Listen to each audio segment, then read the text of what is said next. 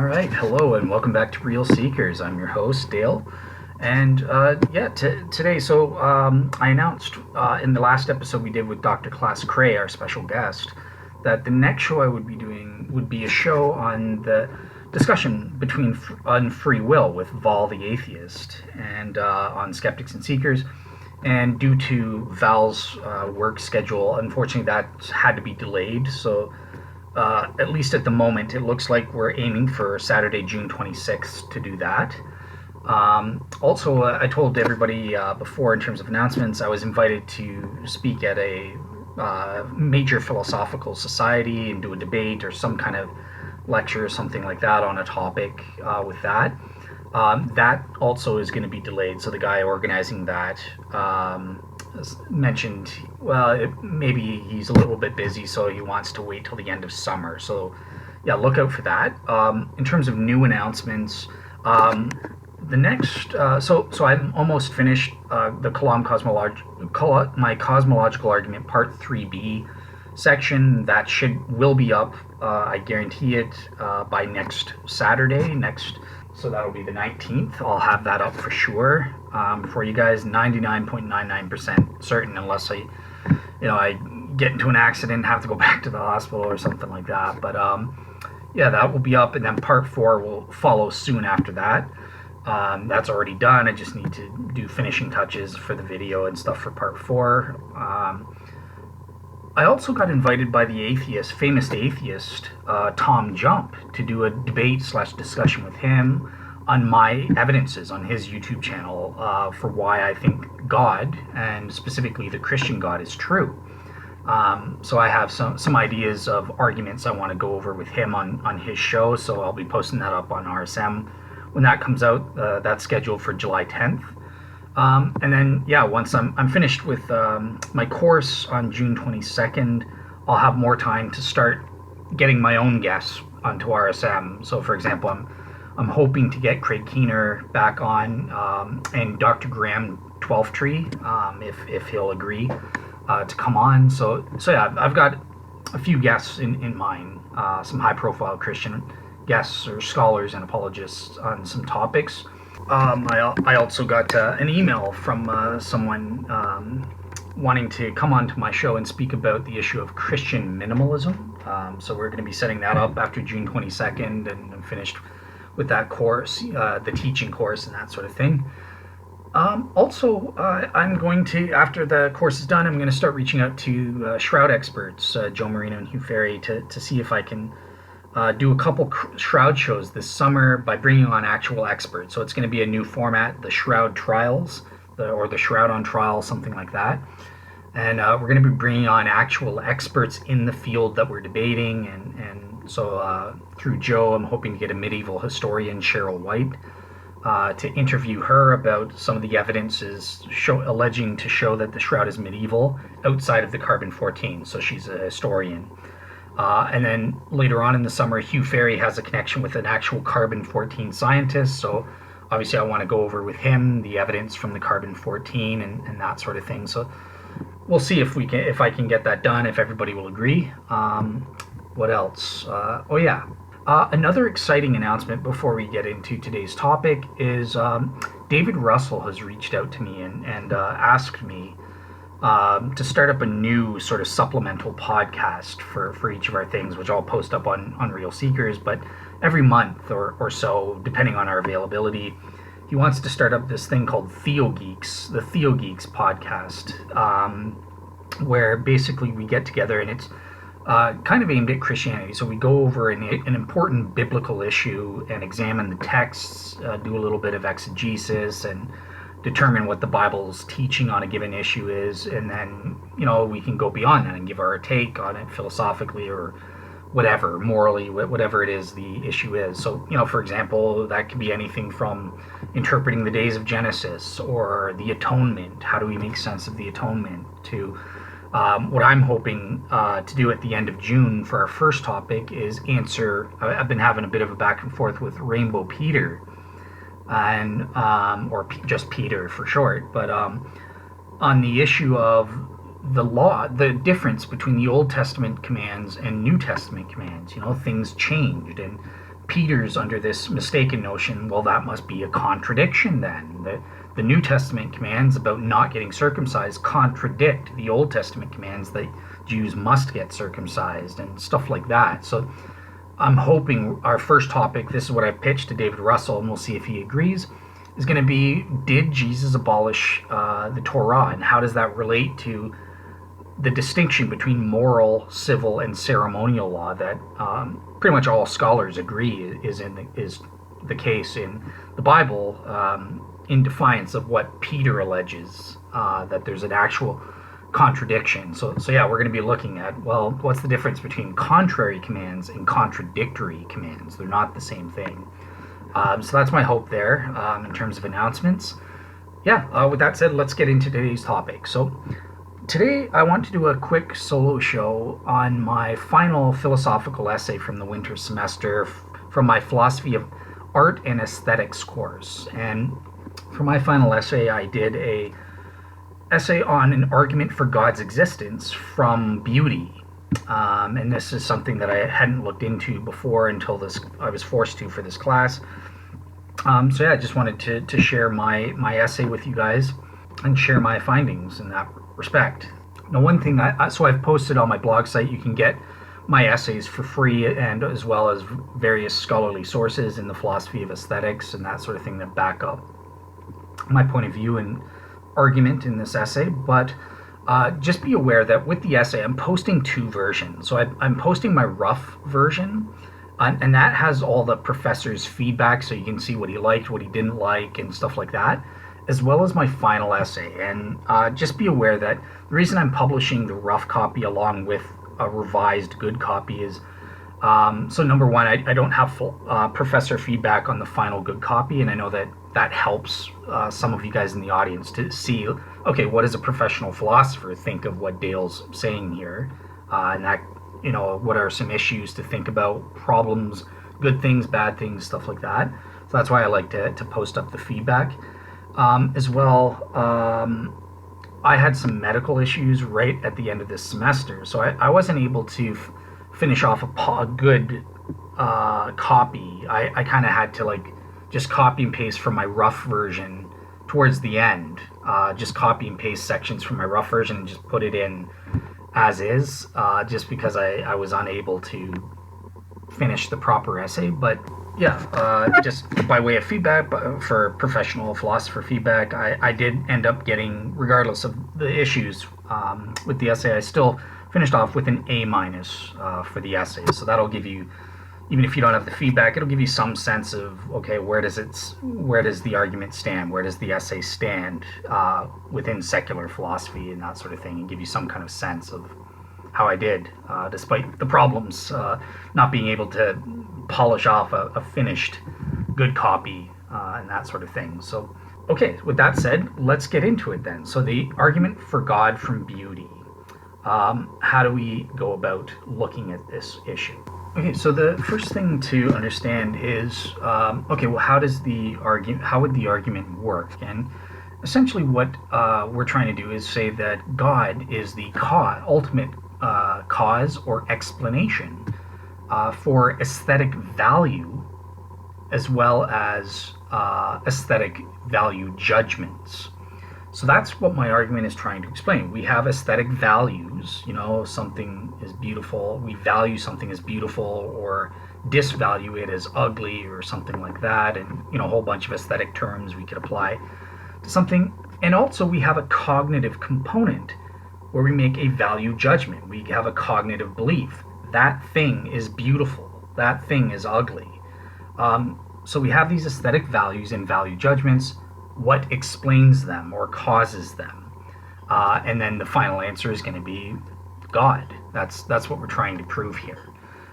So that's in essence how the argument would work. Obviously, this is just a quick solo show on my essay, but if I were doing a proper full-on show like I'm doing with the cosmological argument, I would develop premises and make a deductive argument or inductive argument for you guys to spell everything out. But just for our sake, I'm just keeping it simple at this point, because this is just for my essay at school, and I didn't develop everything fully just for a 4,000 word essay.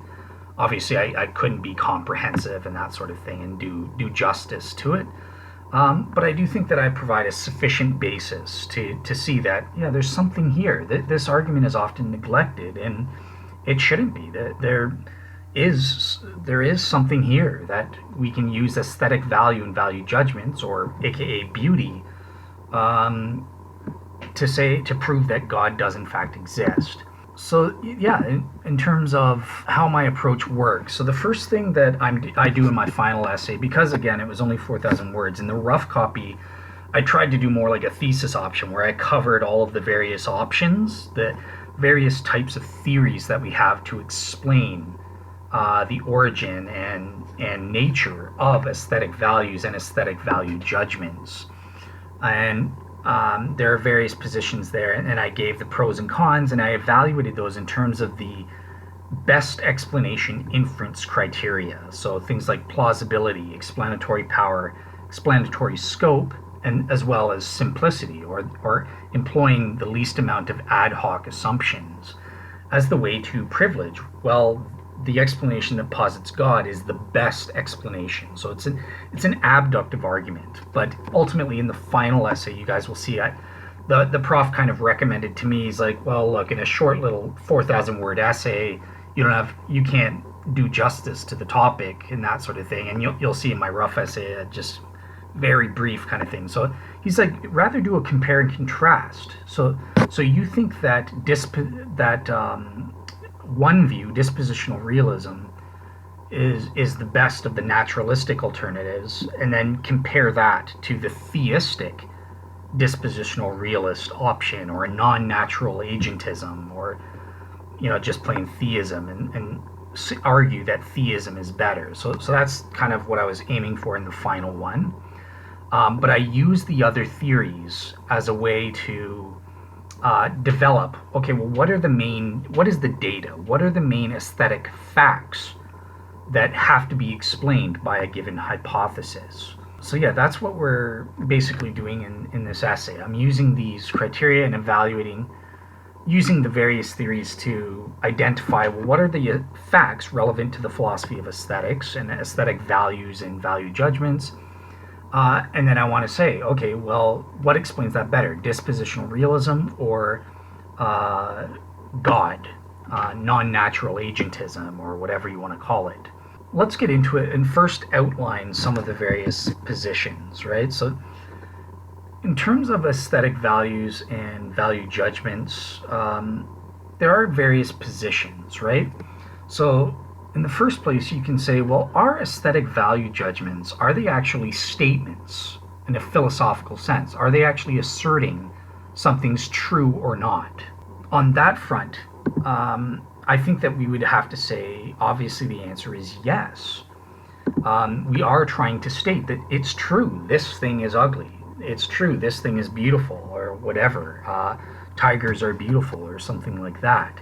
And so this is the first feature I want to establish. But there are people that argue against this. So they're called non-cognitivists. So just like within moral values, there's cognitivism, which says moral values, yes, there's true or false facts about moral values. Well, same in aesthetics. Cognitivists would take the position, yes, an aesthetic value judgment is either true or false. There's aesthetic facts that exist in the world.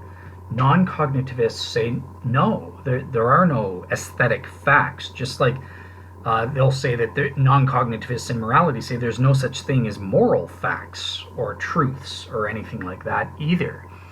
And within the moral context, there are various solutions. There's things called emotivism and then imperativism. Where the latter is basically you're just giving imperatives, you're just giving commands, but there's no truth or falsity to them. Emotivism, though, is what we want to focus on here, because the emotivism option says, no, look, moral values are just expressions of our emotion. Don't rape that baby or something like that is tantamount to just, you raped a baby? I don't like that. That doesn't feel good. You're just expressing your emotions. That makes me angry when you kill when you kill people or steal my wallet. And it's the same deal with aesthetics, right? So A.J. Ayer made this argument for aesthetic emotivism. And he basically just argued that, well, look, no, when we say that this thing is beautiful or this thing is not, that really just reduces down to an expression of our emotions. Like, I like this. This makes me feel happy. This art makes me feel sad. It ultimately reduces down to that. Our aesthetic value judgments are not true or false. That's a total misnomer. So that's what this non-cognitivist emotivism position says in terms of aesthetic value, specifically value judgments. And aesthetic values would just be the experience of our emotions. Clyde Bell was a famous early 20th century philosopher of art and aesthetics, and he kind of said, well, aesthetic values, what are they?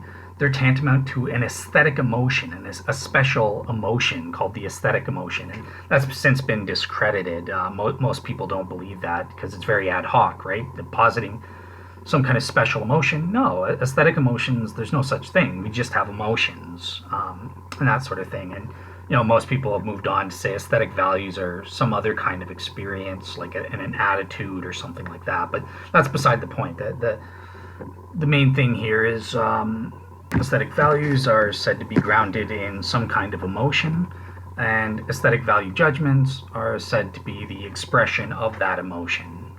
So that's what emotivism thinks grounds or ultimately explains aesthetic values and aesthetic value judgments. Okay, so what do we say by way of assessment then of this view? So in the first place, it's just obviously false. You're a fool if you believe that emotivism is true. Ayer was quite literally a fool. And it's because that we have everybody has a properly basic belief, very strong, 100%, I would say, degree of warrant, that there are such things as aesthetic correctness conditions. It's true or it's false that Picasso is beautiful. It's true or it's false that, a dead carcass is ugly or revolting or whatever aesthetic term you want to apply to something like that. We may dispute the facts of the matter and say whether something is in fact, whether it's true or not, whether something's beautiful or something like that, but we all mean to convey and understand in a properly basic way that when we apply aesthetic value judgments, we are making an indicative statement. We are indicating that what we are saying is either true or false. And yeah, that's the first major argument that destroys this and establishes our first feature that any hypothesis has to explain, is that there are these aesthetic correctness conditions. Aesthetic value judgments are either true or false. Now, going beyond just the properly basic belief, Dr. Peter Kivy, he's argued in a critical paper that the emotivist position also fails to explain the phenomenon of aesthetic disagreement. Here's a second feature of aesthetics that needs to be explained by any given hypothesis. Look, we have disagreement aesthetically, right? When we make statements that are supposed to have correctness conditions, I think Picasso's beautiful, I think Picasso's ugly, we have disagreements, again conveying the fact that we know there are correctness conditions. Someone's wrong, both of them can't be right. There's this disagreement. We expect the other to think along the same lines as ourselves aesthetically and stuff like that. So emotivism doesn't really handle aesthetic disagreements well. Really, there should be no aesthetic disagreements at all, because if emotivism is true, aesthetic values and value judgments are just emotions and our expression of those emotions. There's no reason we would say, no, you're wrong. Picasso isn't ugly, it's beautiful, or something like that. We shouldn't have that, right? Because he's just expressing his emotions. He feels sad or revolted when he looks at Picasso. You can't disagree with that. That's how he feels.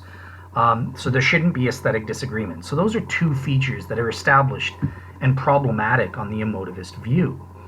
Now, emotivists have attempted to explain away aesthetic disagreement basically is nothing more than factual disagreement. So they say, well, there is aesthetic disagreement. That's undeniable. That's a fact of reality that nobody can deny. People have disputes over aesthetic values and value judgments.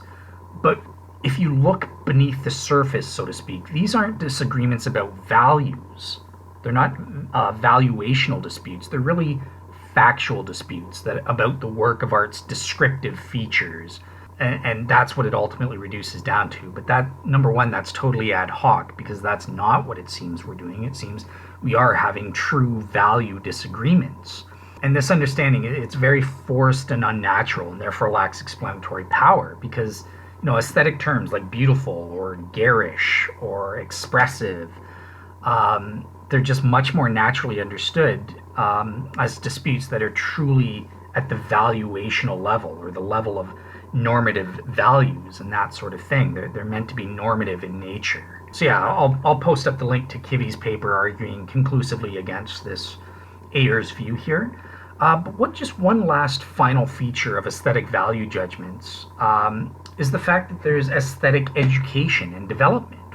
It's also a fact of the world that emotivism denies or doesn't explain properly, that there's aesthetic growth. Our tastes become refined over time aesthetically, and it's not just about paintings, it's music. We become more refined. Maybe you like the orchestra music, classical music or something, and when you were a teenager you only liked hip-hop or rap or something like that. So there's growth and refinement in terms of aesthetic development, and you can be educated to grow in the value judgments and have more correct aesthetic value judgments. So yeah, many people recognize this as just a fact of aesthetic, a fact of our worlds, and that there are people who are trained to have a more refined aesthetic standard of taste relative to other people. And we'll get into that in a little bit more detail when we come to another theory.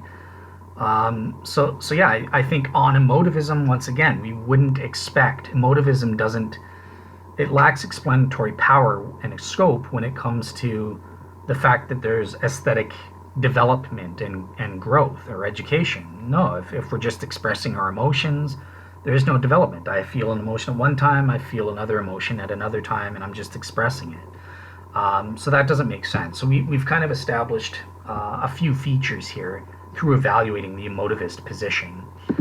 Okay, so we see that emotivism doesn't work, and we've established three features of the aesthetic world, or the reality of aesthetics through that. What would be another way of explaining or grounding values and value judgments in aesthetics?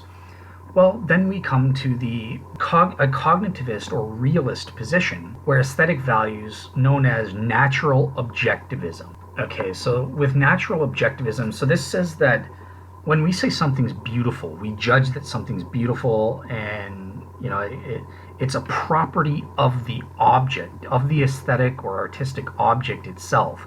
The object, it itself, is beautiful or is ugly or is garish or whatever aesthetic term you want to use. So therefore, the aesthetic value resides not so much in the human mind perceiving it, or the human subject, but it's solely grounded in some natural property of the given object itself. And that gets into debates. There's many different proposals here. So some people say, well, what is that natural property in the object that constitutes beauty? Is there such a thing as a property as beauty? Or is the property of beauty just an emergent property that emerges from other properties? Or is it ultimately just reducible to non-aesthetic properties, like factual properties? It's this length, this width, and stuff like that. And there's tons of debates in the philosophy of aesthetics over that. As we'll see, I won't get into it now, into my view yet, but there's debates on this front as to, okay, well, what would the property of the objects be to ground aesthetic values of beauty or ugly or whatever it is? And, this goes back to the ancient Greeks. They had notions of like symmetry, symmetrical or proportionality. This is the natural property that grounds beauty. or at least in part grounds beauty and stuff like that. But there's Alexander Proust gets into this. There's problems with these views, right? Because ultimately you can always find examples or counterexamples to these types of easily reductionistic views of what the property of beauty in an object is. For example, the Parthenon. Oh, that's so symmetrical. That's proportional. It is. That's why it's beautiful. But actually, it's not symmetrical. It doesn't have the property of being proportional. It's bent.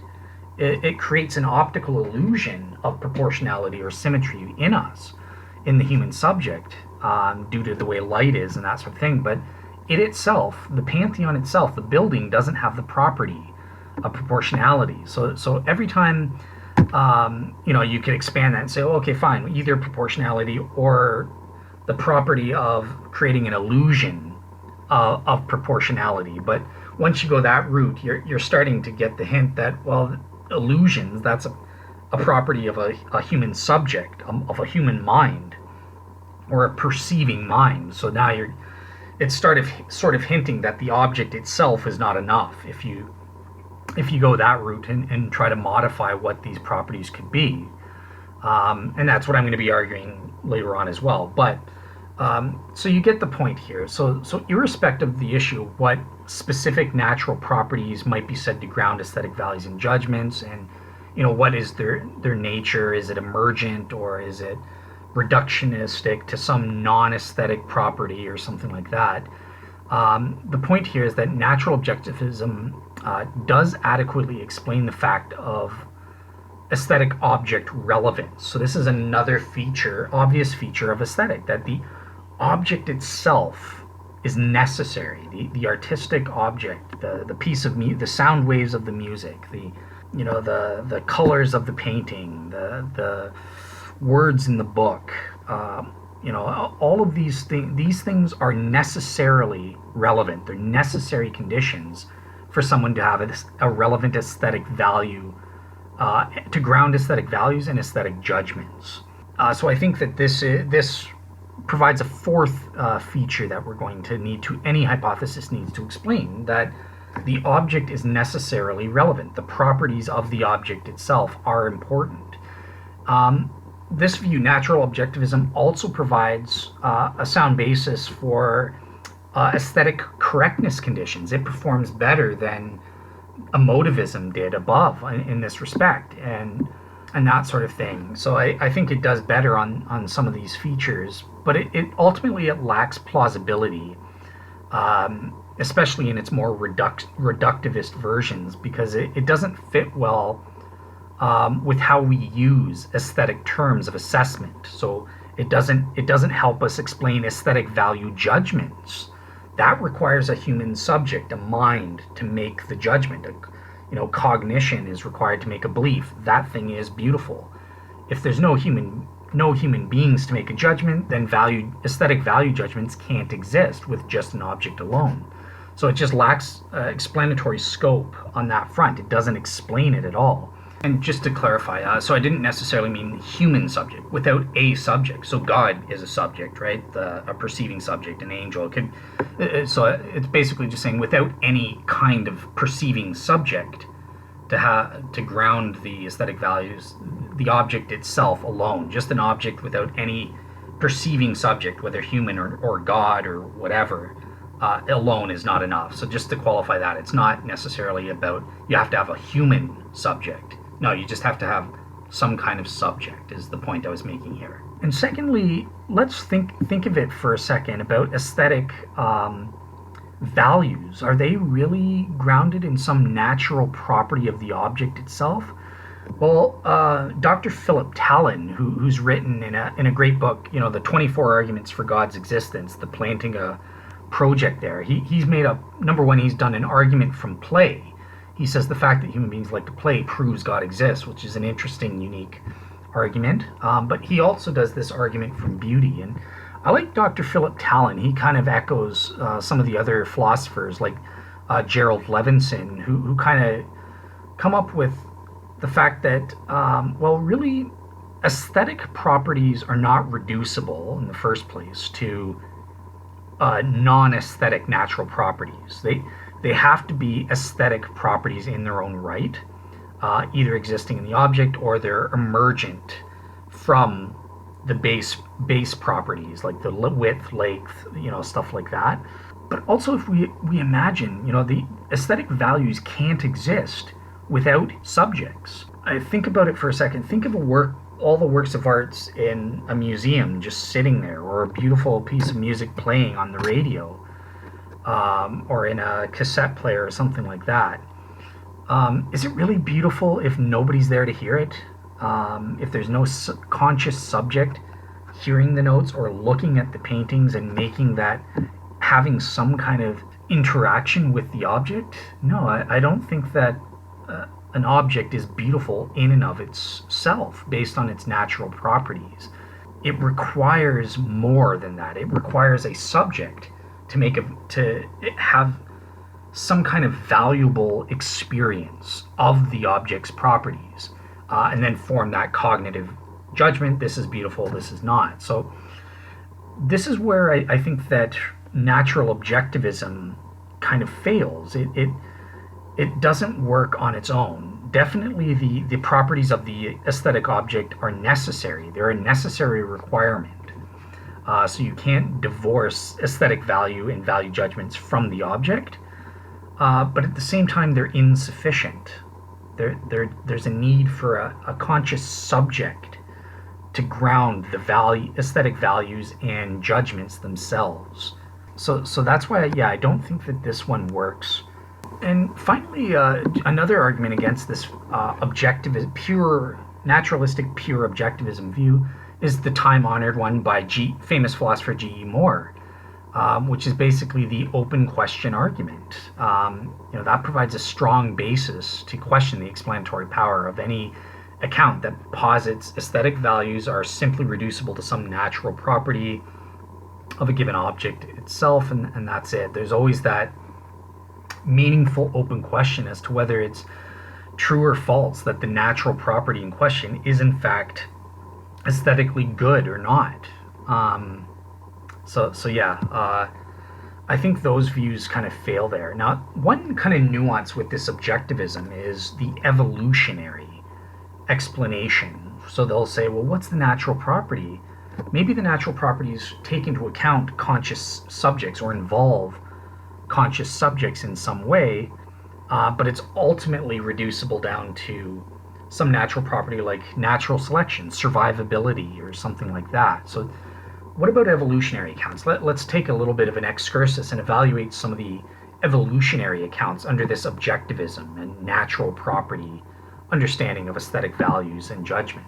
Evolutionary hypotheses. It's important to note that there isn't just one theory. There are several positions on this front, but by far I'm going to focus on the three main positions, evolutionary hypotheses or positions, to explain the grounding of aesthetic values and aesthetic value judgments. So the first of these is the most common one, the ones advocated by like Richard Dawkins and E.O. Wilson. So it's the traditional natural selection view. Now, believe it or not, at one time, Charles Darwin said that natural selection was rubbish and couldn't explain aesthetic value. So he invented ad hocly this thing called sexual selection. And that above and beyond natural selection or survivability, there's this also, well, mates pick you if you're the peacock that has the brightest and best feathers and stuff like that. But most scientists today, evolutionists today, say, no, well, that's really just natural selection. So it's all subsumed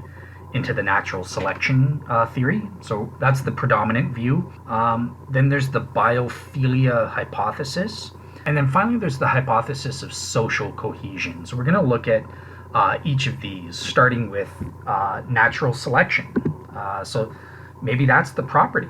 The property, if an object, if something contributes to the survivability and natural selection of a conscious, perceiving aesthetic subject, well, that's ultimately what grounds our aesthetic values and why we have value judgments and stuff like that of various aesthetic objects. So how does this one deal? How does this one do in terms of assessment?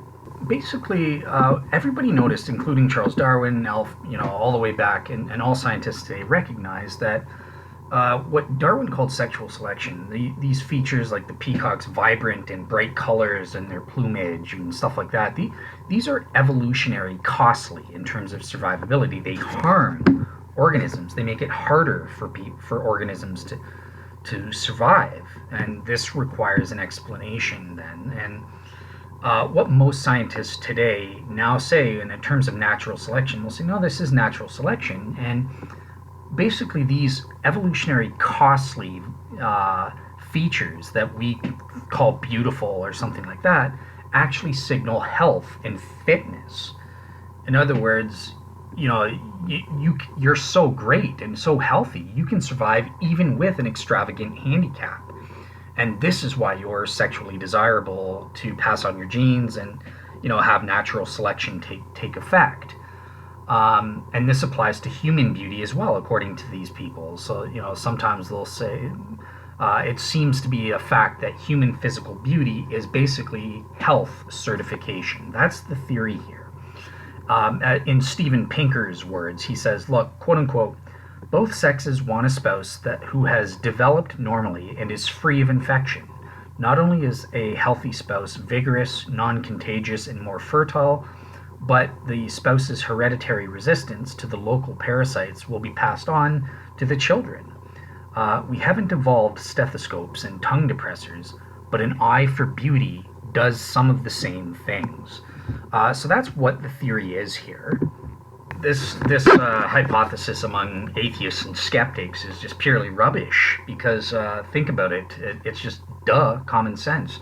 If you're saying, look, even Charles Darwin was smart enough to realize that this theory is stupid, because it's basically saying, well, in order to get A, you take away A, kind of thing. You give yourself less A, kind of thing, right? So it's in order to become more survivable, to pass on, more qualified to pass on your genes, you take on these bright colors and these features that make it more likely that you're not going to survive and pass on your genes. And people can see the absurdity of this desperation of a hypothesis on the part of atheists and skeptics that are evolutionists or go on this. It's contradictory.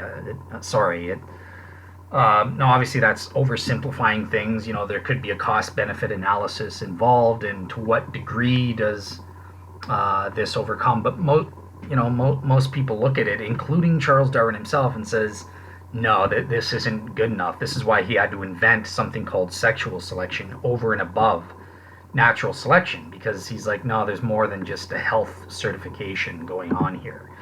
And he's not the only one. Ornithologist Richard Prum, who advocates another theory called null theory, that's kind of similar to the sexual selection theory of Charles Darwin. And he actually gives an argument that the aesthetic mating choice is not correlated to fitness, but to beauty proper. So taking that bird plumage, that peacock with that beautiful tail as an example, he argues, look, natural selection explains such extravagance as an advertisement of good genes, a health certification advertisement. But Prum really says, no, actually, it's that the fact that these guys survive is because they're sexually desirable or attractive in terms of aesthetic allure and preference, not survival. We're not, and just think of it. So Prum argues that scientifically it's been proven that female birds actually desire the beauty of the male in and of itself. They're not saying, oh, he's beautiful, therefore he's fit, therefore I want him. And that's apparently, there's scientific support behind this in terms of female sexual selection in nature. And think of it in your own human attraction. We're not attracted to people because they're fit. We're attracted to them, to their beauty, because they're actually beautiful in and of itself. Period. That's it. I find you attractive. We're not going, I find you attractive, therefore you must be healthy, now I like you. So this natural selection theory is just complete rubbish and doesn't actually work. It's just desperation to avoid the obvious truth, in my humble opinion. And the ornithologist Richard Prum has really devastated the natural selection evolutionary hypothesis in terms of explaining beauty. No, there's this desire, animals and human beings desire beauty in and of itself, period. And so Prum's major contention here is that natural selection cannot, even in theory, account for the amount and variety of beauty found in nature. He states, quote unquote, the way nature is, the nature of flowers, the nature of birdsong and bird plumages, implies that subjective experiences of beauty are fundamentally important in biology. They are not reducible to healthiness or survivability.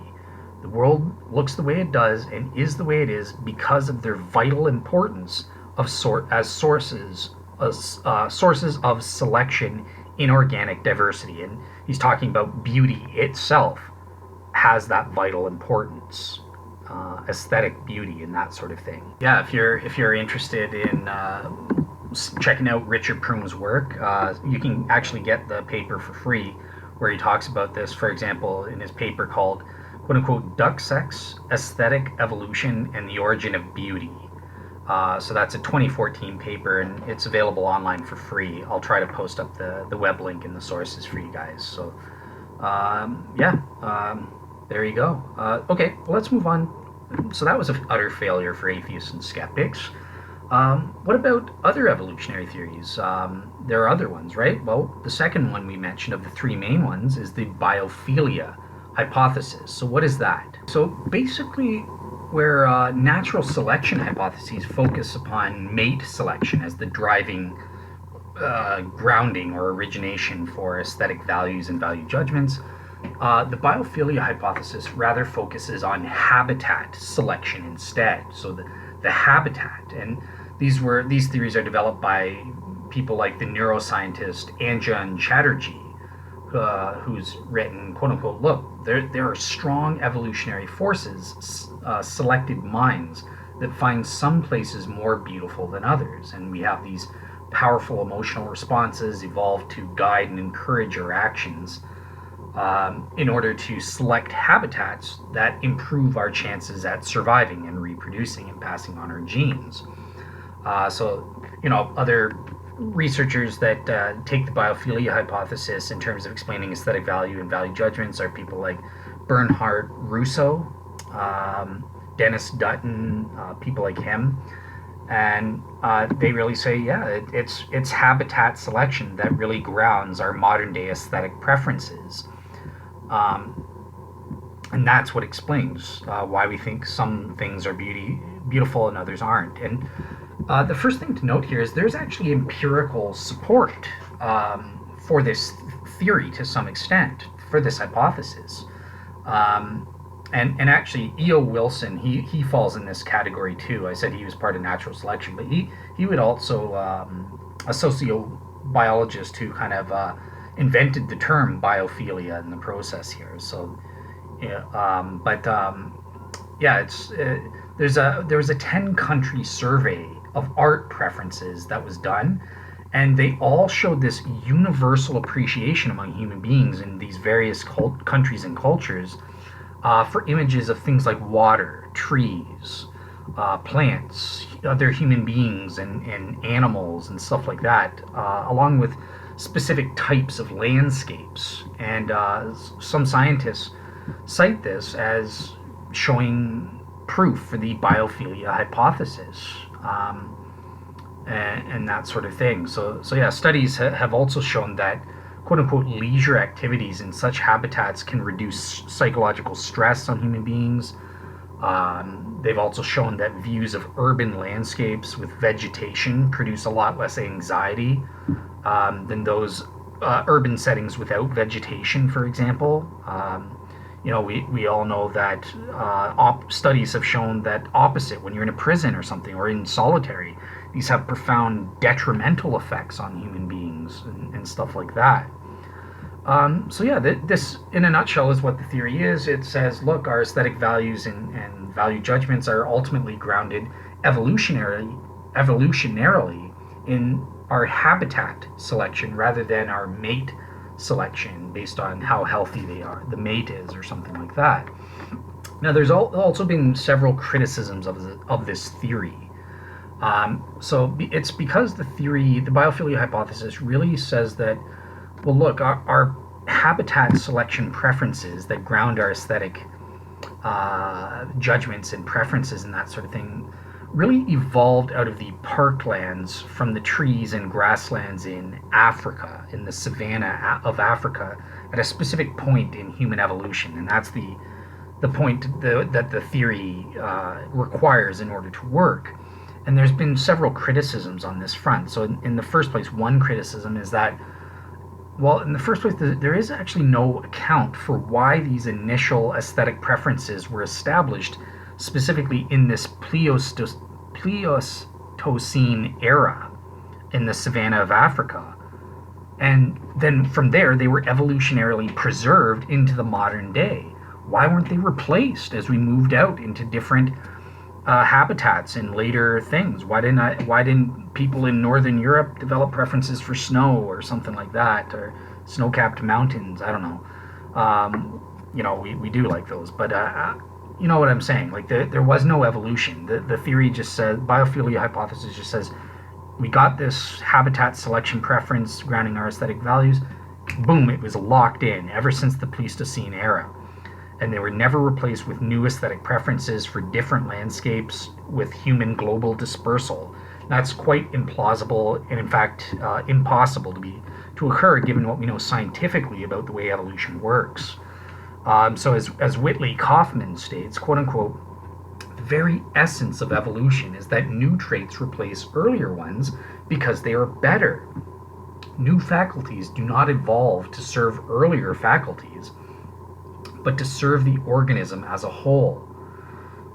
This is quite implausible and quite the failure on that basis alone. But even if that was not enough, atheists and skeptics are still in a world of hurt if they want to use this evolutionary theory, because there's another criticism that there's actually considerable scientific and historical evidence that our hominin ancestors, rather than thriving mainly in a savanna habitat as predicted by this theory, they actually lived in a variety of different habitats, including forest and that sort of thing, during this fundamental era when we were developing these aesthetic values, preferences, and stuff like that. So that's just a factual refutation of the theory. Modern science has kind of discovered you're a fool if you believe this. It was just wrong, kind of thing, and based on wrong facts about development of human beings and their evolution.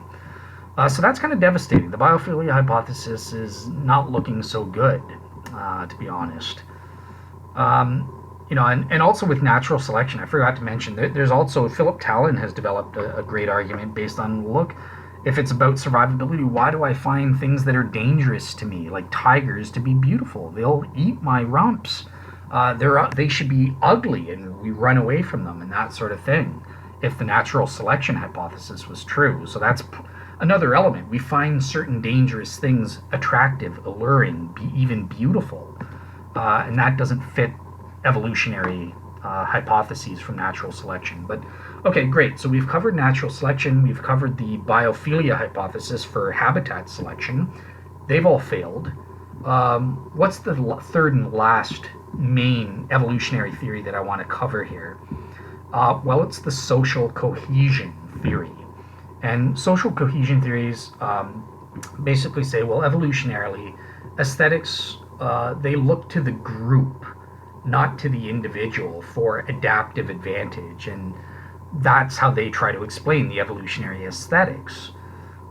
So social cohesion theories usually imply there's kind of a multi-level selection theory going on, basically where nature is not only selecting out the fittest individuals, but also the fittest communities. So there's natural selection of the at a community-wide level, not just on the level of which individuals survive. So people who advocate for this, people like Noel Carroll, who says, quote unquote, look, art, quote unquote, bestows evolutionary advantages upon groups insofar as art contributes immensely to forging social cohesion among the members of a group, both by engendering fellow or converging feelings amongst them, and by educating those feelings in the way of the group's presiding culture. So yeah, Carroll views communal aesthetic practices like dance, song, telling stories, as kind of like an emotional contagion within the community. And this is within the positive sense, and that's why it was evolutionarily selected. And that's where we got our aesthetic values from, and make our aesthetic value judgments based on. It's ultimately grounded in this social cohesion. Now, it's important to note that social cohesion theory is really an explanation for art, not for beauty proper. So it lacks explanatory scope. It can't explain beauty, our perceptions of beauty proper, like beautiful nature or stuff like that. It just tries to explain the development of art and our values of artistic objects, paintings, songs, music, stuff like that. So that's a huge problem right there. Dr. Stephen Davis also provides another critique of this view, saying that it's unlikely to be true because there's this universal consistency among human beings towards positive factors in this development or aesthetic judgments and universal judgments. There's no mixture of judgments, like some people like ugly stuff, other people like beautiful stuff. And evolutionarily, the social cohesion factor could just as easily operate negatively, not necessarily as a beneficial factor. Like Davies suggests, well, why couldn't group cohesion fictions also produce group detriments, disseminate inappropriate or transgressive values and points of view just as easily, spread these immoral sentiments as well as moral sentiments in the art and stuff like that. So that's one thing he provides, that Stephen Davies tries to argues against this view and that sort of thing. I'm not sure it works though, because definitely in the history of art we have had transgressive values. I mean, there's been racist art or sexist art or stuff that is immoral and stuff like that. So I need to think over Davies' argument. It's his book called Artful Species. He makes this argument. So if you want to think that over a bit. But yeah, it's the main fundamental problem with this cohesion theory is it doesn't explain beauty. It doesn't explain beauty proper. It lacks explanatory scope in only attempting to explain the development of art. And even then, there's some questions as to whether it's factually true or is the case or not, and that sort of thing. So, yeah, I think that covers it in terms of the three main theories I wanted to cover in terms of natural evolutionary explanations for a natural property that we could reduce all aesthetic value and value judgments to. That atheists and skeptics will try to advance on this objectivist perspective, a realist, objective position. Okay, so that covers it for that. But are naturalists, therefore, have we proven God? No, there's still another major category that we just totally skipped over here. And this is actually the predominant view in the philosophy of aesthetics, including most Christians take this view. Most people tend to take this view, and that is the view of aesthetic subjectivism. Aesthetic values and value judgments are subjective. They're ultimately grounded in the subjective experiences and judgments of individual human beings. So this is the view known as cognitivist position. So it says there are aesthetic correctness conditions. Things are true or false aesthetically, and our value judgments are true or false. It's true that Picasso is beautiful, or good aesthetically, or bad aesthetically, or something like that. So it's not a non-cognitivist perspective, but it's a non-realist perspective. The object is totally irrelevant, and it's a pure subjectivism. It's within a human subject or mind, and the human subject grounds aesthetic values and aesthetic value judgments fully.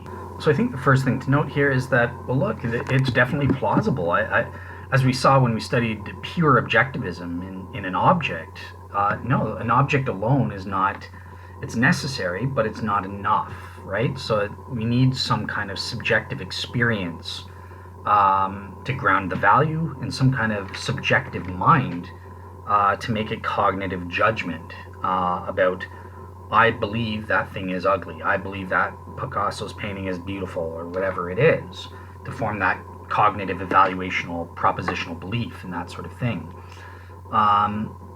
So yeah, this seems eminently true to me. Yeah, we definitely need it. But the subjectivist goes further and says, but that's all you need. You can have it totally independently of the object, possibly. And obviously there's debates, as I mentioned. Well, what is the nature of the aesthetic experience? What kind of aesthetic experience is relevant and to be called valuable or not valuable or something like that? Like I said, there's debates. Clive Bell said, oh, it's an aesthetic emotion. Others said, no, it's the proper aesthetic attitude. And I'll provide a couple articles from Stolnitz or something like that or Malcolm Budd, I think, has the best account. I'll put up his article and stuff like that. Basically, he gives sort of a causal conception. So it's the object is necessary to cause a relevant aesthetic experience within a human being or something like that, a valuable experience of a certain type. And you can debate, okay, well, what counts as a proper aesthetic experience or something.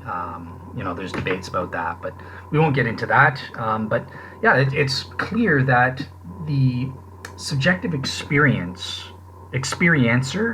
and evaluator is necessary, is required to ground aesthetic values and aesthetic value judgments.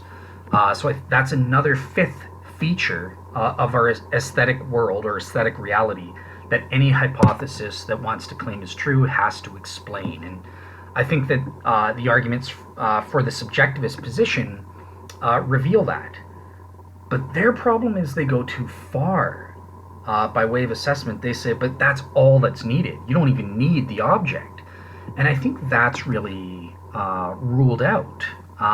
So in the first place, Dr. Philip Talon has really proven this is foolish and that the objects are necessary to at least cause. I take sort of a causal conception of aesthetic experience, whereby what role does the object play? Well, the objects have certain properties, dispositional properties, I'll call them. Well, I'll explain more about that when we get to the next theory next. But they have certain properties that cause a subject like me, a perceiving subject, to have a certain aesthetic experience and to thereby make it a certain aesthetic judgment. So that's called a causal conception of aesthetic experience or of aesthetic value.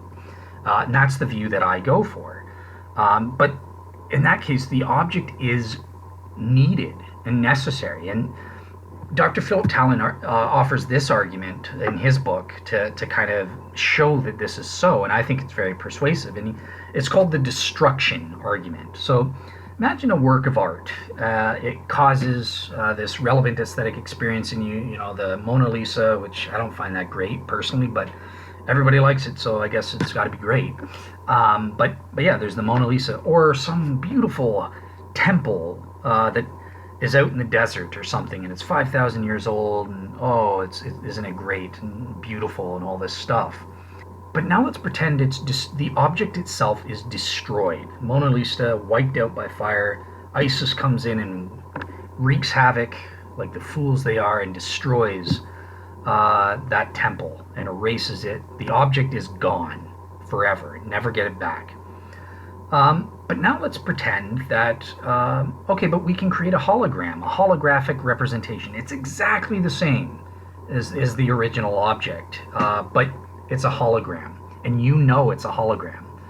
Okay, well, wouldn't that same object, it has the exact same properties, more or less, or seemingly has the same properties, so wouldn't it cause the exact same aesthetic experience? And the answer is no, something's missing. There is something tied to the actual objects themselves that is a part of the phenomenal experience that caused that aesthetic experience, and that's missing when you don't have the actual artistic object itself and that sort of thing. So this destruction argument, I think, really provides conclusive proof that, yeah, the object is necessary.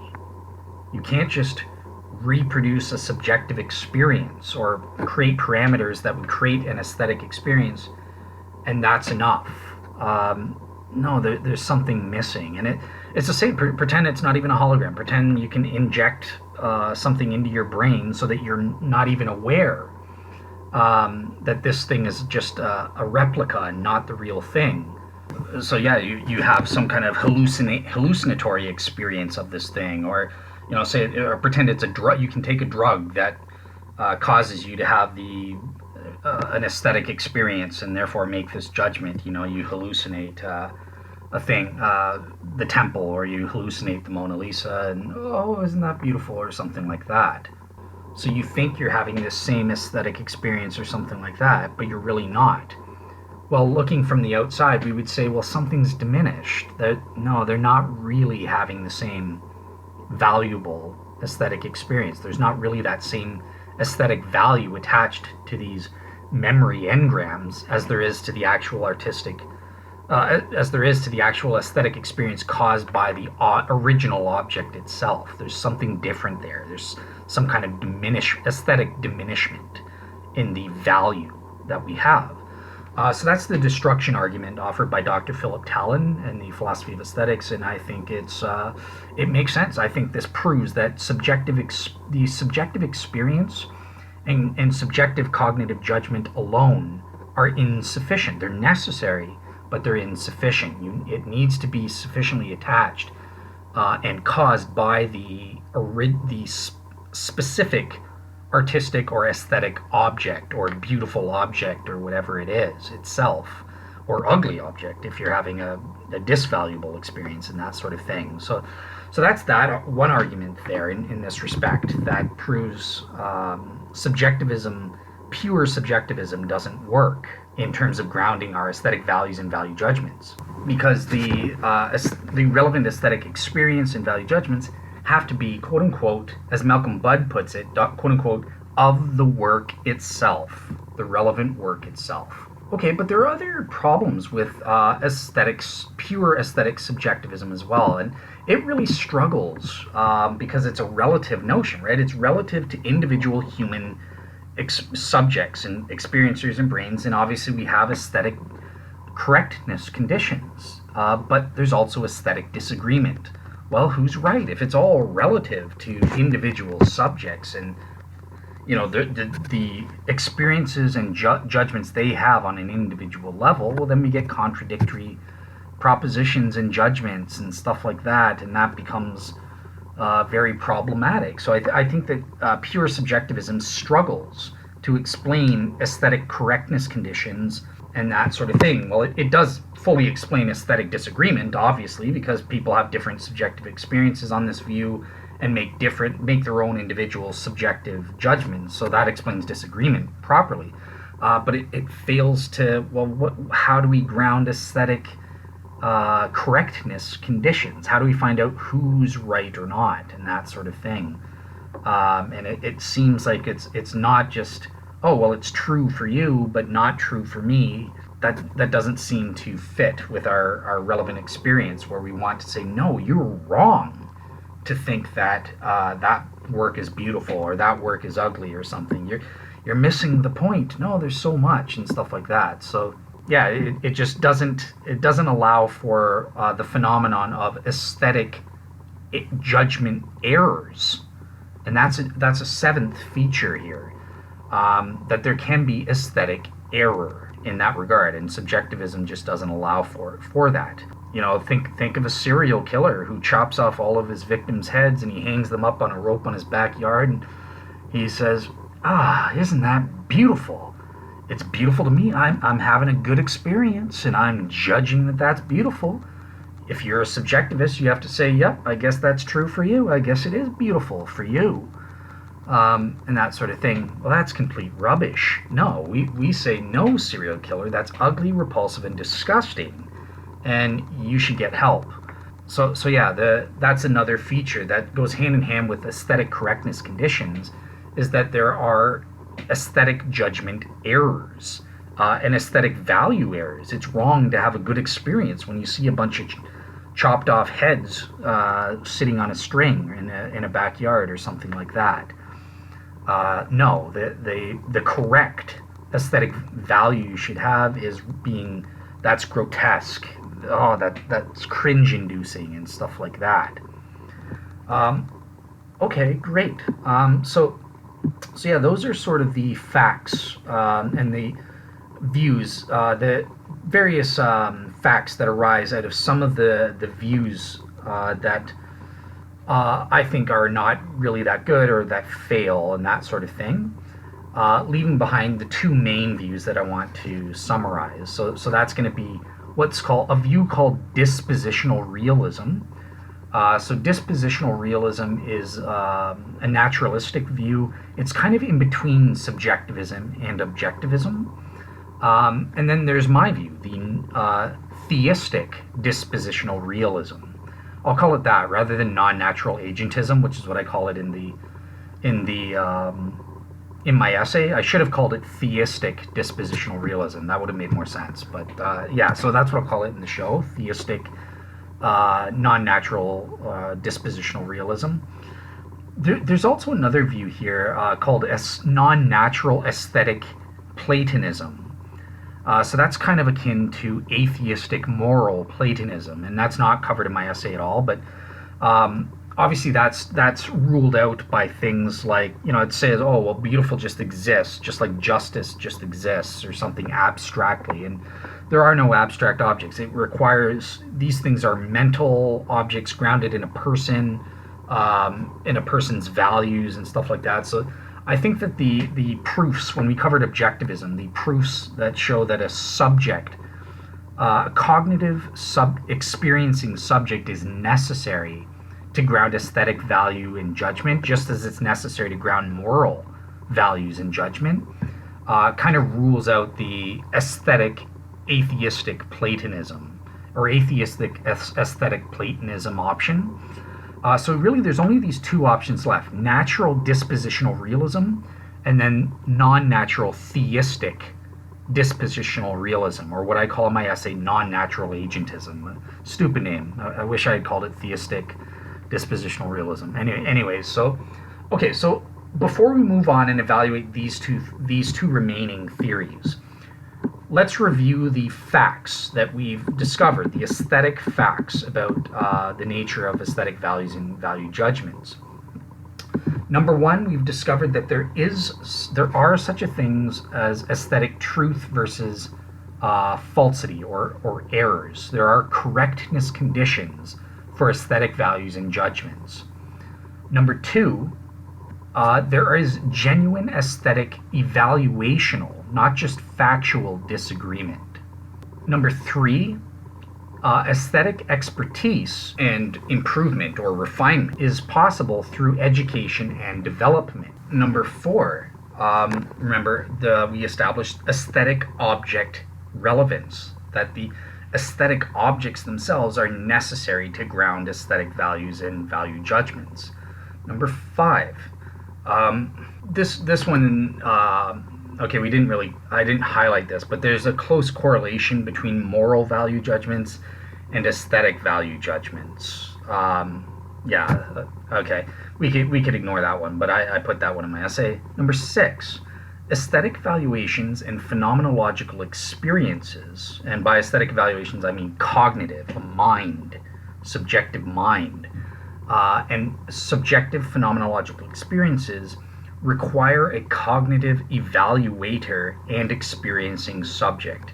So a conscious subject, i.e. a person, is necessary to ground aesthetic values and value judgments.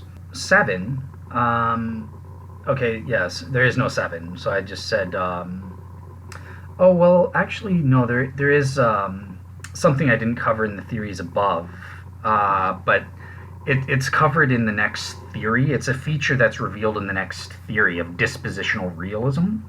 But yeah, I guess I'll just mention it at this point, and then it'll make more sense when we cover dispositional realism. But there's also this feature called aesthetic non-deference. And this basically means that we tend aesthetically not to defer. As human beings, we don't defer to other human beings about our aesthetic judgments. We don't give a fig Newton what you think's beautiful. That looks like crap to me. The heck with you. I'm right, you're wrong. That's garbage. Or, the heck with you. I'm right, you're wrong. That movie is the best. I don't care if the critics say it sucks. That was great. I loved that movie. So this is what we don't defer to other people about our aesthetic values or value judgments. We have this tendency as human beings. And this tendency is also among aesthetic scholars and that sort of thing. So there's this natural resistance towards deference. And again, there's qualifications there. I mean, in certain ways, some people do defer and say, well, the experts know better. He's an art expert, so he must know, or something like that. So again, there's questions about, well, what are they deferring to the experts about? I think they defer more to like factual stuff, like, tell me the history of the painting. Tell me, he used this period of paint, or what was he trying to say? The theories, the background knowledge behind the images and stuff like that. We're not deferring to the actual values, the valuational judgments we're making, that no, this looks like garbage. I don't care what you say. I don't care about the historical, cultural background of the painting. It's crap. This is the greatest thing I've ever seen. It's amazing. I don't care that Hitler painted it. It looks great, or something like that. So yeah, we'll cover that in a bit more detail when I get into the next theory of dispositional realism. So yeah, those are the main features. The 7 main features that need to be explained by a given hypothesis. And I'm going to be asking, well, we've got 2 remaining hypotheses. Naturalistic dispositional realism, the one that atheists and skeptics are desperately hoping for, or we have theistic dispositional realism, the truth and victorious explanation that I think is the best explanation. It's better at explaining these 7 aesthetic features of reality than naturalistic dispositional realism. Okay, so with that said, let's get into explaining the theories and assessing it. So let's first look at naturalistic dispositional realism. What is this? As I said before, this is kind of a combination or in-between type of view. It's a realist view, right, in the name, dispositional realism. So in that sense, it acknowledges that a property of the objects themselves are necessary to ground aesthetic values and judgments. So check on that feature already.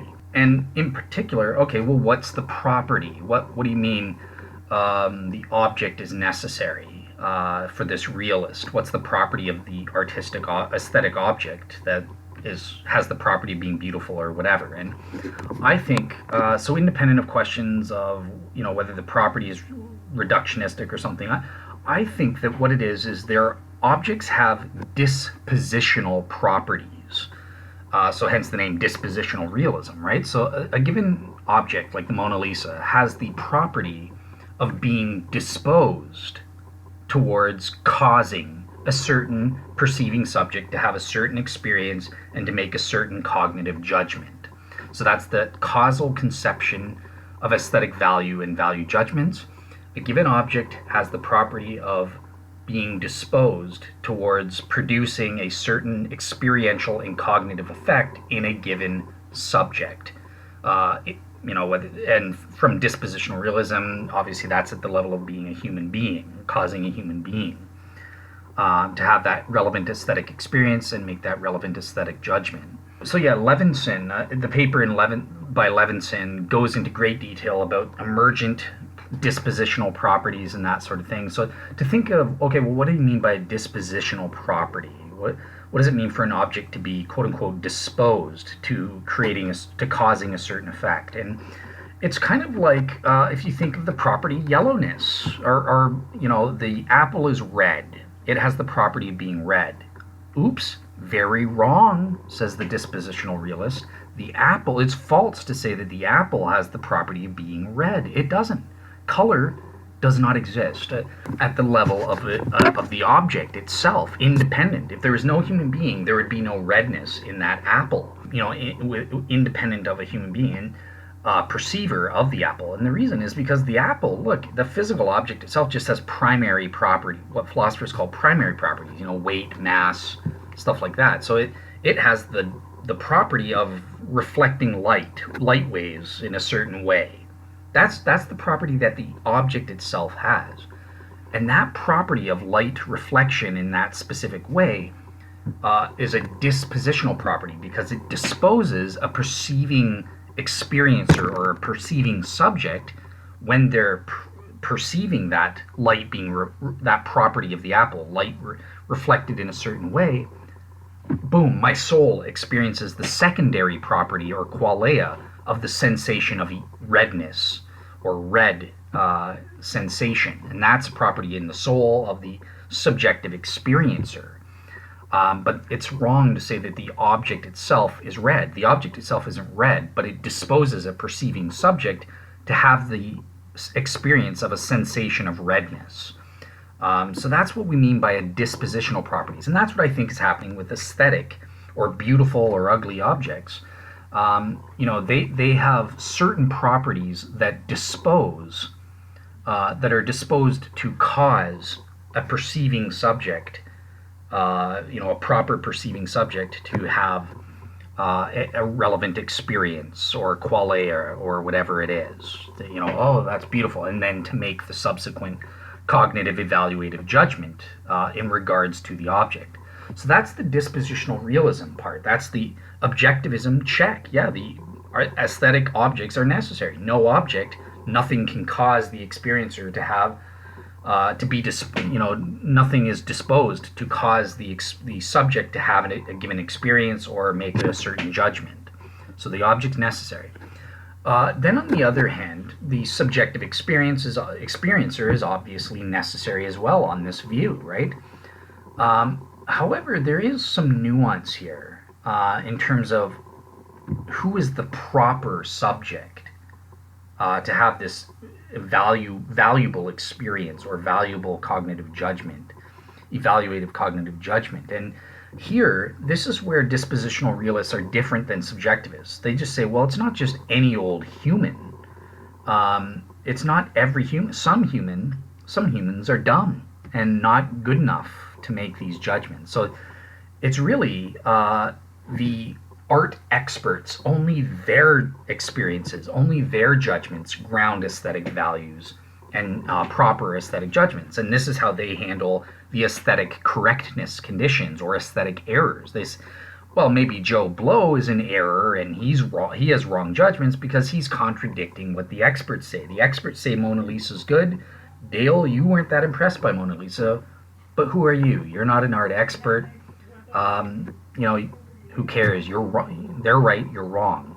So aesthetic values and judgments are ultimately grounded in the experiences and judgments of art experts, certain qualified individuals. And David Hume was really the first one to give this, because back in the 1700s, the standard of taste is what they called this issue, and that was very popular at the time. Lots of philosophers were going on it, but yeah, the atheistic philosopher David Hume is the one who invented this dispositional realism, and he's the one that advanced. Yeah, it's really the intellectual elites, the artistic elites. They're the ones that get to decide what's beautiful, what's not.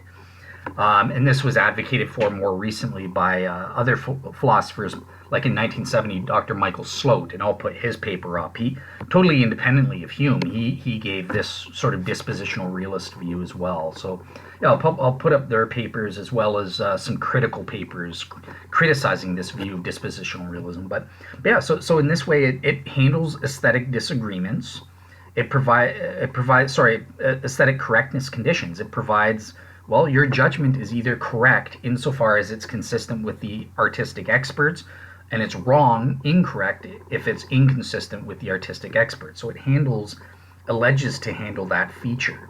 Now, it doesn't handle aesthetic disagreement or the seventh feature, the aesthetic non-deference feature, properly. And this is something that's in the critical papers by Dan Evers that I'll give, as well as Malcolm Budd again, who critiques David Hume.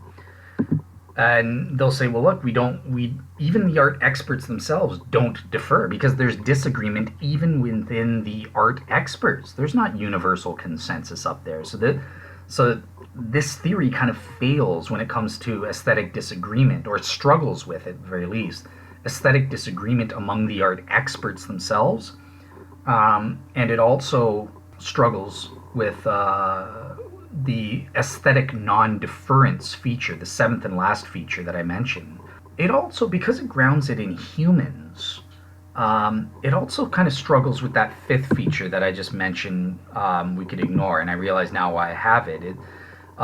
There's this interesting link or correlation between aesthetic values and value judgments and moral values and moral value judgments. And even the atheists, the philosophy of aesthetics is rife with a lot of conversation about morality and ethics and moral values and stuff like that. So in Ayer's paper, for example, 90% of his article is all about morality.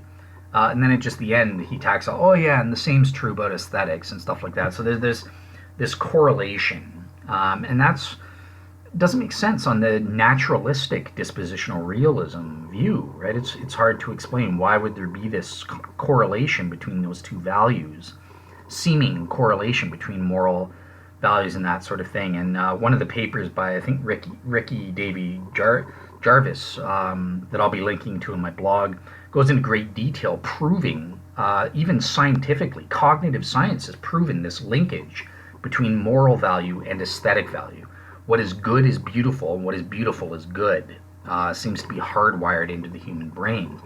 And this doesn't make sense. It makes sense from theistic dispositional realism, as we'll see, because what God designed, God's the source of moral value, God's the source of aesthetic value, and he designed humans to reflect that both of those things, and for both of those, and he designed the world so that both of those things would be connected. Beautiful things would be moral things would be beautiful in general. Obviously there's exceptions due to the curse of sin and the fall and stuff like that, but yeah, that just speaking for naturalistic dispositional realism struggles with that constant correlation, or that seeming general truth that moral values seem to be correlated with aesthetic values for human beings for some reason.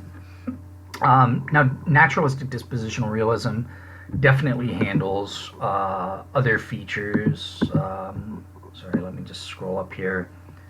The education and development. It handles this perfectly, right? Because you can get refined, you become an expert, and Hume, and as well as others, philosophers of aesthetics that take this view, have detailed at least 4 or 5 criteria. What does it mean to be a true judge or an ideal aesthetic or artistic judge? And number 1, you can't be biased, you can't be prejudiced in some way. So if you're allowing your bias to take over, then you're no longer functioning as an ideal judge. You have to have the proper training and education and stuff like that. And let me see if I can find the list here of the properties. Okay, here it is. So yeah, generally speaking, there are 4 fundamental qualifications that naturalistic dispositional realists have provided for a human to be considered an ideal judge. So number 1, they have to have what's called delicacy of taste.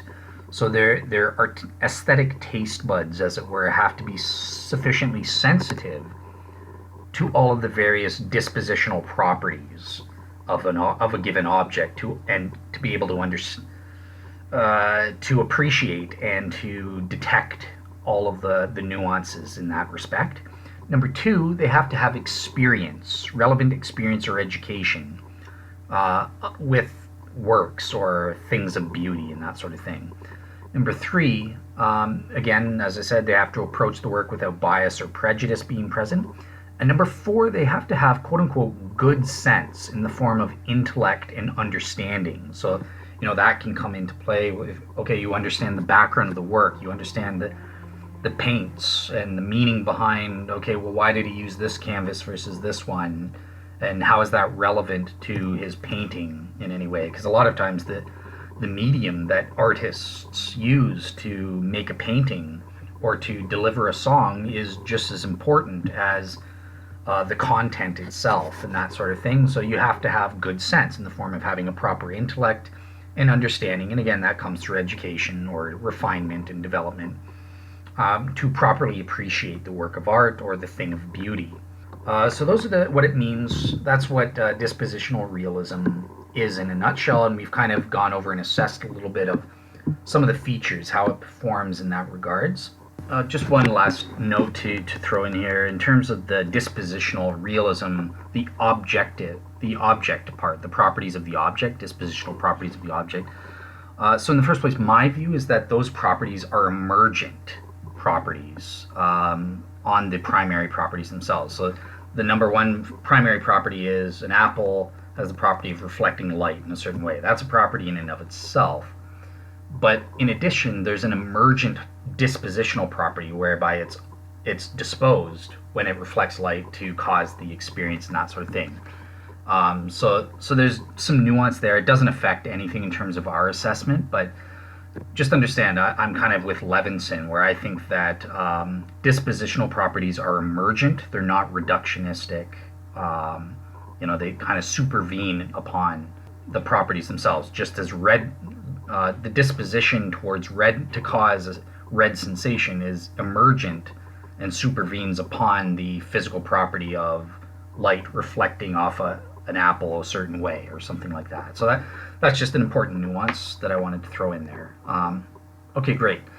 So let's turn now to the victorious model, Theistic Dispositional Realism, and my argument for God. Is that better than Naturalistic Dispositional Realism?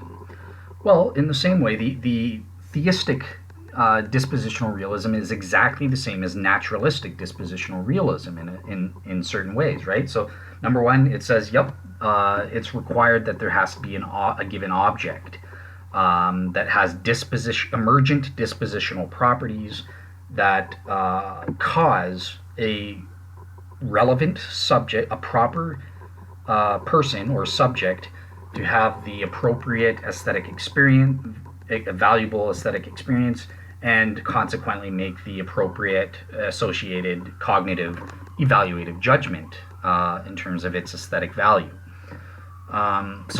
Check. It's exactly the same as the naturalistic dispositional realist there. Likewise, it's also exactly the same in that it says, well, there has to be a conscious subject or person that has the experience and therefore grounds the valuable experience, the value in that experience, and also has a mind that makes that propositional belief through their cognitive faculties that says, yeah, I evaluate this to be beautiful. I evaluate this to be ugly because I had a disvaluable experience when I saw it, or something like that. So yeah, check. It's exactly the same as dispositional realism. Now here's an important difference. Who is the proper subject? When we're coming to aesthetic correctness conditions, naturalists have to appeal to other humans, like artistic judges, the true ideal judge, art experts, beauty experts, stuff like that. But that was problematic when it came to the issue of non-deference, because we don't give a fig, Newton, what some artsy-fartsy guy said up in his ivory tower. He's a fool. He's wrong. If he says Picasso's good, sorry, he doesn't know what he's talking about. I'm right, he's wrong, kind of thing. We don't want to defer to the experts, and in fact, the experts themselves don't want to defer to other experts either in their judgments. So that it struggled with the non-deference. It struggled with the fact that there's aesthetic disagreement even among the art experts. And finally, it also struggled with the constant correlations between moral values and aesthetic value judgments. So theistic dispositional realism is superior and solves the problems of naturalistic dispositional realism. So it has all of the benefits of naturalistic dispositional realism. So I'm letting David Hume and atheists do all my hard work for me in proving that the other positions are probably false, and that therefore naturalistic dispositional realism is better than all those other explanations at explaining these aesthetic features, not artistic, aesthetic features, because aesthetic includes artistic and natural beauty. But in addition, it's superior. Theistic dispositional realism is superior to the naturalistic version in that it solves the three problems it has. Number one, theistic dispositional realism posits God, and he is the source of the correctness conditions. Is God caused to have the appropriate experience and make the necessary cognitive judgment when he looks at a given object or sees something, and then he has that experience that he deems valuable and then says, that's beautiful, that's ugly, or something like that. So this solves the issue. There's only one true God. And so there is no aesthetic disagreement among the proper ideal judges. There is only one ideal judge, or three if you believe in the Trinity and that sort of thing, but they're in total universal agreement because they're three persons, one being. They can never it's impossible for them to disagree with each other, that sort of thing. So that solves the issue of aesthetic disagreement among experts. No, there is no such thing. God is the ultimate source. If you have experiences consistent with God as a human being and make cognitive valuational judgments about beauty consistent in the same way that God would, then you're correct. If you're inconsistent with God, you're incorrect. So it explains this and solves the issue of aesthetic disagreement, whereas naturalistic dispositional realism doesn't, because we know that art experts disagree and don't give a fig Newton about the other's opinion. Who am I supposed to believe, expert X or expert Y? With God, I don't have that problem. He is the ultimate standard. I was created to reflect him. Just like I'm created to reflect him morally, I'm created to reflect him aesthetically. So he is the standard. His experiences and his judgments, I'm either correct if I'm consistent with that, I'm incorrect if I'm inconsistent with that. In terms of the aesthetic education and development, that counts, right? You can become more refined through education and that sort of thing. You could say that you're becoming more refined and getting closer and closer to God, reflecting perfectly God's aesthetic experiences and judgments. As I said, object relevance is there and that sort of thing. God is, in terms of the close correlation between moral values and aesthetic value judgments, psychologically we just have it ingrained within us. Well, that makes sense because God designed us and designed the universe to be that way. So that's why there would be this general truth why we associate moral value with aesthetic value, and vice versa. Even if you want to point to, certain exceptions or contradictory examples, like obviously sometimes we think the handsome guy or the beautiful girl are they must be morally good then, and they turn out to be the bad guy, right? And it's the ugly duckling. That's who's truly morally good and stuff like that. So there are exceptions to this, and that's a result of, from a Christian perspective, the fall. But that it still doesn't negate the fact that it's a scientifically proven fact, not even just a philosophical one, but scientifically proven in cognitive science right now in research, that it's a psychological fact. Humans associate moral value with aesthetic values. It's ingrained into us for whatever reason. And we also have this close correlation that seems to be logically demonstrated in a lot of philosophical arguments from the medieval times onwards, and that sort of thing. So, that's explained beautifully by the Theistic Dispositional Realist hypothesis. God designed the world to be beautiful and morally perfect, correlated together. So what's beautiful is morally good.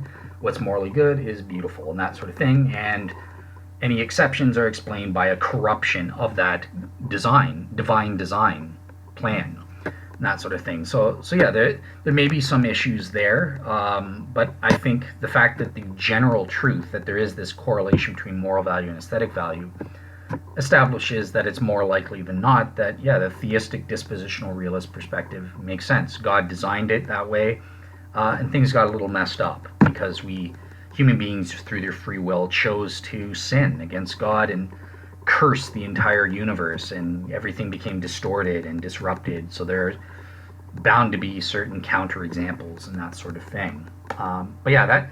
That fifth one is perhaps the hardest one, the most problematic for the theistic dispositional realist hypothesis in terms of explanatory power.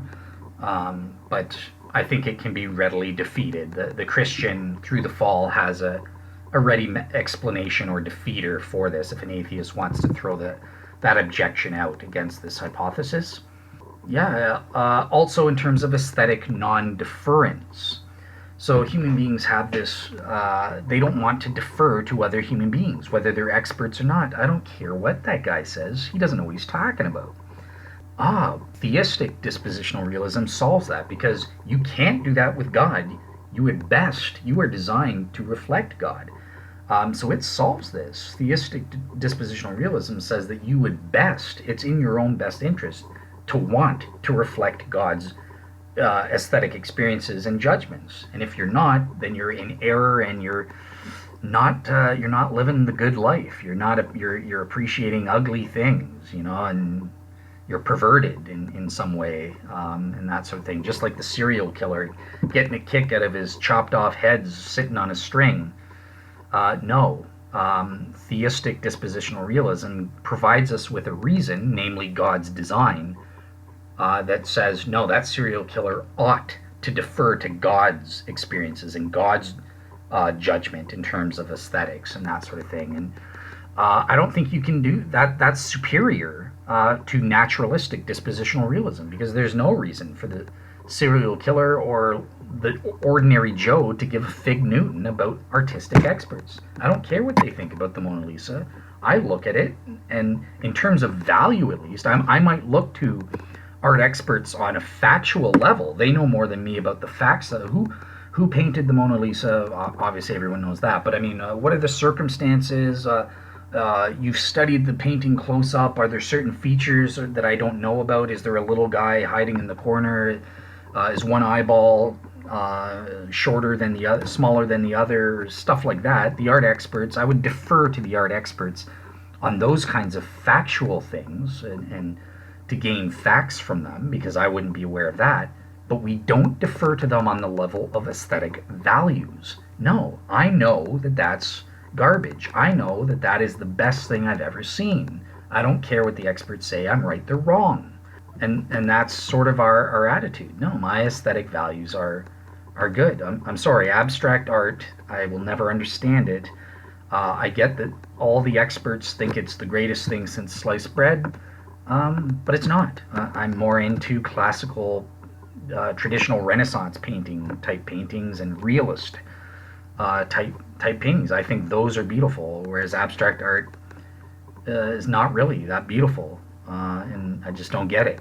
And I'm not going to defer to a bunch of artsy fartsy types in the ivory towers who say, "Well, you should. You're just an unsophisticated primitive." Well, with theistic dispositional realism, there's a plausible reason why I ought to reflect God's judgments and God's experiences, because namely He's the one that designed me to do such for my own best interests. It's good for me to reflect God's experiences and judgments, so that's why I'm motivated to go, I'm going to defer to God. Does God like this? Great, then He's right. This is good. Does He hate this? He thinks sin is ugly. This sin. I think this couple committing fornication or something. This is beautiful. A lot of human beings will say, "Oh, this is so beautiful," or like homosexual unions or something. "Oh, that's so beautiful." Well, that disgusts God, the Christian God. That disgusts God according to the Bible and that sort of thing. So I ought to reflect God and be disgusted too. I shouldn't be experiencing that as beautiful or making cognitive judgments that sexual sins are beautiful or something like that, just as an example. But yeah, on naturalistic dispositional realism, I don't care. There's no reason for me to defer to the experiences and judgments of the art experts. I just don't care. The art experts themselves don't care and don't defer to each other when they have a minority position or have a contrary views or something like that. So why should I? So yeah, in light of that, that's it. I think that kind of covers my argument and why I say, okay, look, we can get to the fact that dispositional realism is the best naturalistic position or hypothesis for explaining the known aesthetic facts, but it has certain problems. And thus, theistic dispositional realism is superior to that, and therefore is the best explanation. And obviously, in terms of plausibility, people will just say, yeah, but that's a non-natural option. Non-natural options are less simplistic, or it's implausible to picture a non-natural mind or person or something like that, like a spiritual person, a soul. without a body and stuff like that. But again, those are easily defeated. I mean, that gets in debates about substance dualism. We can easily refute that and show that a God is plausible and he's simple. Like, there's different definitions of what it means to be simple, and he's so yeah. I think that those kinds of objections are just kind of the same thing you get in any debate about whether it's the moral argument or any kind of thing when you get involved with atheists and skeptics, and they're easily defeated and shown that God is not improbable on those grounds. So if you're just looking at the aesthetic debates, we can prove that dispositional realism is the best that the atheists and skeptics have got, and that theistic dispositional realism is superior to that. So therefore, theistic dispositional realism must be true. Therefore, that means God must exist. That's the argument. So yeah, I hope you guys enjoyed that.